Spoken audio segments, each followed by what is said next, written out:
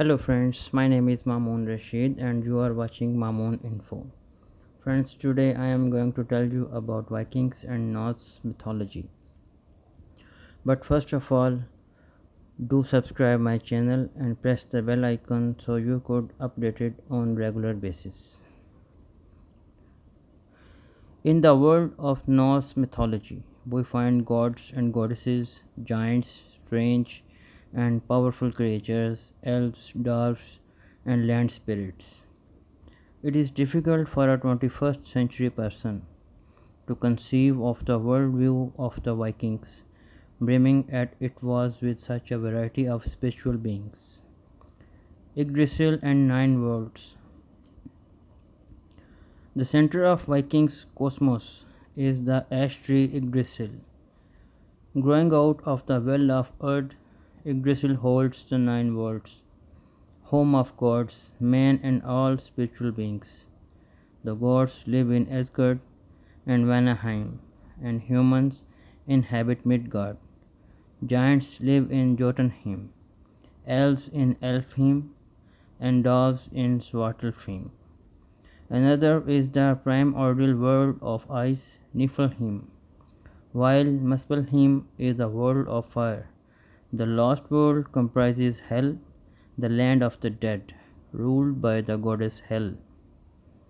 Gods and goddesses. The gods and goddesses venerated by the Vikings are Odin, Thor, Loki, Balder, Frigg, Freya, Freyr, and Nod. There are many other gods and goddesses in the Norse pantheon, but these received their primary attention in the sagas and Eddas. Odin, the All-Father, the one-eyed seeker of the wisdom, god of magic, war, and runes, hung himself on Yggdrasil for 9 days and nights to find wisdom, brought the runes to mankind. Thor, with his magic hammer, Mjolnir, protects mankind, and his Ilm of Midgard, god of warriors. Loki, a dangerous half-god, half-giant, trickster, always wreaking havoc among the gods. Balder, son of Odin and Frigg, a beautiful and gracious god, beloved of all, killed by Loki's trickery. Frigg, wife of Odin, practitioner of magic, goddess of home, mother of Balder. Freya, feather-cloaked goddess of love and fertility, but also of war and death. Freyr, her brother god of farming, agriculture, fertility, and prosperity. Nod, powerful god of sea. Giants, elves, dwarves, and land spirits. Giants is not a good name for these spiritual beings. Think of them as devourer out to destroy order and return the world to primeval chaos. They are the enemies of gods but also their relatives. Giants are dangerous to mankind, which is why Thor often hunts them. Elves and dwarves appear in the sagas but are different from what we might picture them to be. Dwarves are miners and smiths and live underground. They are invisible, powerful spiritual beings, not sought humans. Elves are also spiritual beings, demigods, who can mate with mankind and have children with them. Land spirits inhabit everything on the land: trees, herbs, stones, and bodies of water. The land spirits, Landvættir in Old Norse, hold considerable power over the well-being of the land and those who live on it. People took care to honor and placate the Landvættir. In the first law of Iceland, Vikings were told to remove the dragon heads from their ships when approaching land so they wouldn't frighten the land spirits. Norse mythology is intricate and complex, and I have presented just the barest bones here. For further information on this fascinating aspect of Vikings' belief system, we have to look upon on a Viking history. Vikings history is as extensive as the people it studies.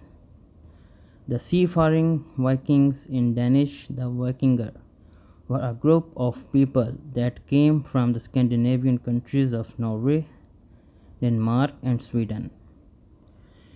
They made an enduring name for themselves in the 8th through the 11th centuries for being tactical warriors, smart traders, and daring explorers. In fact, they arrived in America 1000 years ago, before Columbus ever did, and archaeologists have found some of their remnants scattered as far east as Russia. Viking is a verb, not a noun. When the quiet monks on the holy island of Lindisfarne saw the dragon ships approaching, they didn't know what was coming. They were fully unprepared for the ferocity of the warriors, armed with sword, axe, and shield. The attack and plunder of Lindisfarne, a rich and unprotected monastery, echoed throughout the next 300 years of European history. The Viking Age had begun. Historians use the term the Viking Age to describe the turbulent expansion of the Scandinavian people into Europe and Russia. Beginning in AD 793 with the Lindisfarne raid, Norwegian, Swedes, and Danes set the raiding. An unprotected community was a target. Vikings attacked places all along the coasts of Scotland, England, Ireland, France, Italy, and inland Russia. They terrorized, plundered, traded, explored, and finally settled and farmed all over the lands they encountered. Who were the Vikings? Simply put, the Vikings were Norwegian, Swedes, and Danes. Men who were usually farmers, traders, blacksmiths, and craftsmen for various reasons. They took to raiding towns, churches, and monasteries. Many of the places they attacked were on the coast as they were easiest to reach. With their swift and easily landed ships, the Vikings could quickly swarm over the communities, killing and looting, and just as fast return to their ships and leave. They were gone before any defense or counterattack could be made. Strangely enough, for most of the men who went a Viking, it was only part-time. When a Viking wasn't busy farming, planting crops, for instance, they left their farms and went raiding. They often returned in time for harvest in the fall. Raiding was very profitable, however, and many farmers became full-time pirates and raiders. The people called Vikings were also fearless explorers who actually reached North America, making them the first Europeans to discover America. They settled Iceland and tried to colonize Greenland. They were also shrewd and competent traders and merchants. They traded all goods of the north, furs, embers, iron, and timber, for all the goods of south, silver, gold, silks, and spices. And all along the trade routes, the Vikings traded in slaves. Why Scandinavians left their homeland? Scholars debate why the Scandinavian peoples began to go raiding in the late 8th century. Most likely, it was a combination of factors that led to the Vikings setting off in their long boats to raid other communities. We'll discuss their reasons in articles you will find here, explaining why they left their farms and blacksmith forges to first attack and finally settle all over Europe and Russia. Viking ships and navigations. The Viking advanced ships and navigation techniques provided the means and skills for sailing not only over open ocean out of the sight of land, but also for up inland rivers into the interior of other countries. Viking ships technology made the fearful Viking raids possible. Special ship construction techniques made the long ships and larger dragon ships versatile enough to sail great distance, carry up to 200 men, withstand rough seas while still being light enough to drag over land or carry through portage. As we consider Viking ships building and navigation skills, contemporaries of the Vikings were awed by their ships and sailing skills. Impact of Viking Age. The Scandinavians changed the history of Ireland, England, Russia, and other European countries. They established new territories in Iceland, Greenland, and temporarily North America. From AD 793 to 1066, Vikings raided, traded, challenged, conquered, and settled in many lands. Popular movies and novels give you a glimpse into their lives, but usually show only a part of impact these energetic peoples had on the known world of the time. Viking culture. We will explore Viking culture and the structure of their society, the roles of men and women, and the daily life of the time. Viking history. Why did the Viking Age happen? While the Vikings had the runic alphabet, they didn't have written history. Thus, we don't know exactly why the Vikings began raiding in AD 793.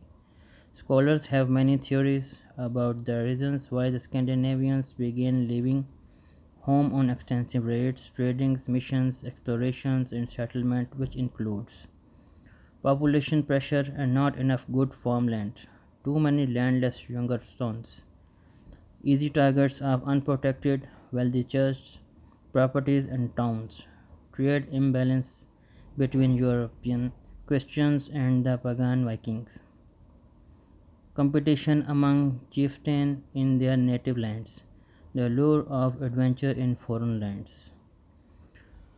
Population pressure. Most scholars today agree that the population pressure theory doesn't hold weight, as the Viking Age raid and trading brought more wealth into Scandinavia. The growing prosperity might have led to greater population growth, but a burgeoning population probability wasn't a cause of Viking Age. Landless younger sons. The Vikings practiced primogeniture, which means the eldest son inherits everything and any younger son nothing. Without land to farm, younger sons would need to find a way to make a living. This theory seems likely, at least, as one of the factors leading to the Scandinavian expansion into Europe. Easy targets. Vikings were not Christians, therefore, they saw no hindrance in attacking ecclesiastical centers, such as monasteries. However, even in warfare, Christians did not attack properties of the church, at least not often, so church properties were unprotected. No doubt Vikings did see church properties as easy picking, as the church had grown very wealthy and usually had more wealth than even kings or merchants. Trade imbalances. While in previous times Scandinavians had traded with Europeans readily, as Europe became more Christian, Christian traders began to refuse to trade with pagans or Muslims. This created problems for the Vikings, and perhaps they saw raids as a way of fixing those problems. Power struggles in Viking lands. The Ynglinga saga, written by Iceland's Snorri Sturluson and based on earlier writing of the Norwegian Skalds, states that when Harald Fairhair brought Norway under his control, many minor chieftains decided to leave rather than live under the king's rule. It seems likely that this was one of the causative factors of the Viking Age, as Vikings decided to go raiding or settle elsewhere. Lure of adventure. Vikings were bold, brave people who no doubt felt the lure of adventure in foreign lands. A strong Norse pagan belief was that each person's fate was set by Norse and that death is battle is not only honorable, but the warriors will be taken to Valhalla by Odin, the godfather. Viking history from pagan to Christian. While Charles Mammon converted pagan to Christianity by the sword, the conversion of Vikings to Christianity occurred without violence for the most part. In the early Viking Age, Viking traders noted that they suffered losses in trades, contracts, and deals because the other party was Christian. Christian traders tend to give more business and better deals to other Christians. Discrimination against pagans and Muslims. A Viking trader might then wear a cross when he was among Christians, only to change it back to his usual Thor's hammer upon returning home. As long as the Viking trader wasn't baptized, he could practice both religions, a common practice in Scandinavia for the next few centuries. At first, the Viking Norse didn't take a Christianity. They loved their own gods and were content with them. English and Frankish Christian priests and monks had begun missionary tours to the Viking lands from the 700s to 800s. However, the conversion of the Vikings took place over centuries. Even when a Danish or Swedish king became Christian and proclaimed his people were Christian, many still practiced their pagan ways and held to the old gods. By the end of the Viking Age, however, most Vikings had become fully Christian and were baptized and buried in that faith. While an earlier Danish Viking king, Harald Kalak, had been baptized in 826, it wasn't until King Harald Bluetooth was baptized in 965 that Christianity took a firmer hold in Denmark. Harald Bluetooth raised the Jelling stone, proclaiming that he made all Dane Christians, although the new faith lived side by side with the old for the next few hundred years. Danish Vikings accepted Christianity slowly. By 1110, the first stone cathedral was begun in Denmark's oldest city of Ribe. It was finished in 1134. By then, most Danes had become Christians. Friends, if you like my video, give it a thumbs up and share it with your friends and family. See you in the next video with a different topic. Till then, stay blessed.